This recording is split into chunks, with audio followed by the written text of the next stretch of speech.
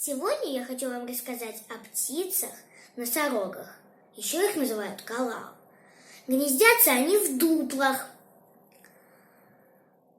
Когда самка высиживает яйца, самец замуровывает ее в глину и оставляет там небольшую щель, чтобы ее кормить. Когда птенцы вылупятся, он начинает кормить и птенцов.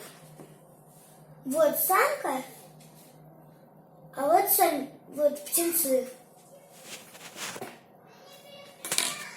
Когда самка их высиживает, яйца она начинает линять, и в этот период она не может летать. Потом, когда она снова обрастает перьями, она снова вылезает из гнезда.